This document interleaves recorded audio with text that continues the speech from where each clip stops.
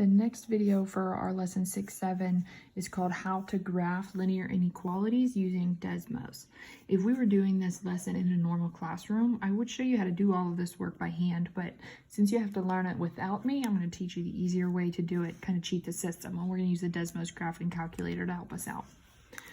Before we get to that part though, I need to point out some differences between equations and inequalities. First of all, remember equations have equal signs. Inequalities have inequality symbols. Less than, greater than, less than or equal to, greater than or equal to. There is a difference when you graph linear equations versus inequalities. Remember that when way back in our unit 3, when we graphed y is greater than 3 on a line, that was an open circle,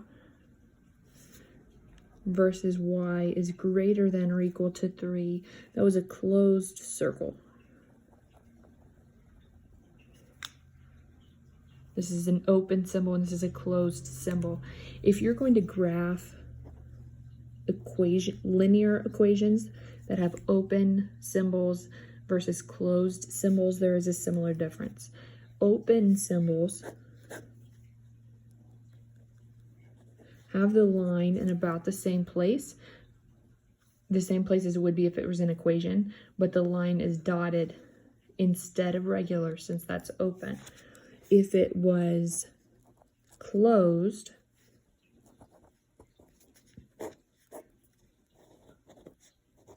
then you would put the line in the same place. It would be dotted just like normal. Please pretend that this y-intercept goes through the origin like it's supposed to. That's not a very exact graph. There's one more difference between these and a regular equation. When you graph y equals 3x, you would put the line on it and just call it a day. But when you graph inequalities, you also have to color in one side of the line. It's not just the line itself that is graphed. Y is greater than or equal to 3x, has that solid line there like I showed you, but then also this whole side of the graph actually gets colored in, which I'm going to show you on Desmos. Desmos does that for you. And that would be what that graph looks like. This is the same, the symbol is pointing the same direction, which means it is still shaded above. It just has that dotted line instead of that solid line since it's an open symbol. I'm going to show you the difference between 3 similar examples like that on Desmos. This first example that I'm totally making up is y is less than 8x plus 2. Actually, let's start with equals. Totally just made that up. It's just a random line in the middle of the graph. It starts at 2, it goes up 8 over 2 spots to get its next point, and then you're done. If you type the exact same thing, remember the inequality symbols are down here on the keyboard, greater than or equal to, and then that symbol pops under there, 8x plus 2. Now, the solid line is in the same place. It's not in a different place than where that green line was, but now it's also colored in on that one side.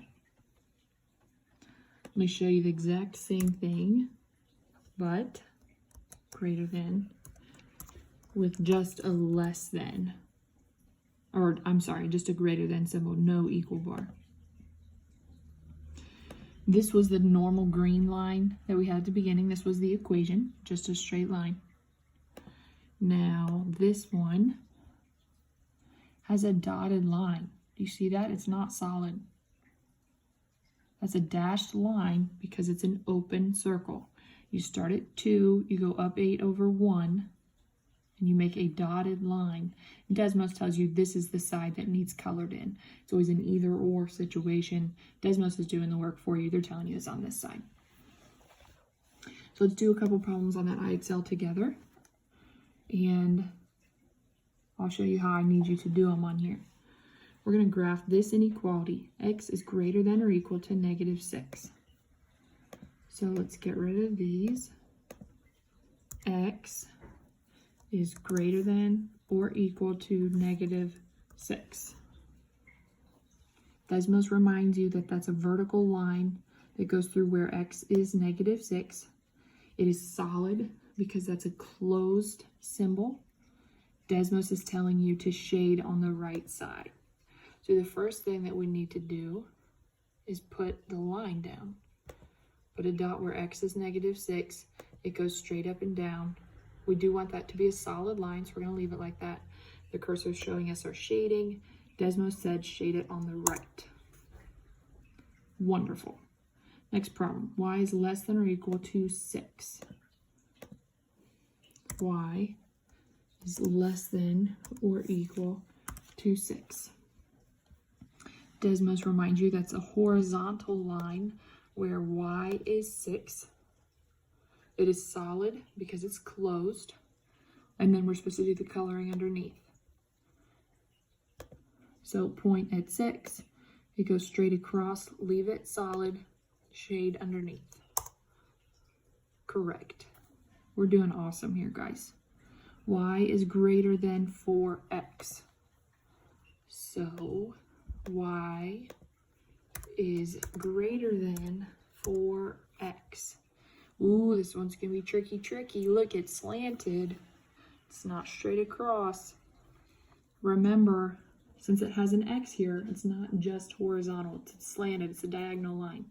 It doesn't have a y-intercept here, so you need to use 0 for the y-intercept. You start here at the origin. That's your first point. And then we're going to go up 4 over 1 spot. 1, 2, 3, 4 over 1 spot. That's where our next point will be on IXL. See, it's a dashed line because that's an open circle. So, start at the origin. Up 1, 2, 3, 4 over 1. We want that to be dashed. We need to change the line. And then Desmos has it shaded on this side, so that's the side that we're going to shade. Correct. Let's try another one. Y is less than 2X. Y is less than 2X. So again, we're going to start at the origin, but this time we're going to go up 2 over 1, since that slope was 2. It is dotted because it's open. Desmos is telling us to shade on this side. So start at 0, up 2 over 1. Don't forget to make it dotted. Desmos said shade this side. This one is going to start at -5. Since that has a slope of -4, we're not going to go up 4, we're going to go down 4. 1, 2, 3, 4 over 1. This is a solid line because it's closed. I'm going to save you some time. Desmos would tell you to shade this side. I want you to go ahead and try this IXL on your own now. Please let me know if you're having issues using Desmos because those are easy to fix.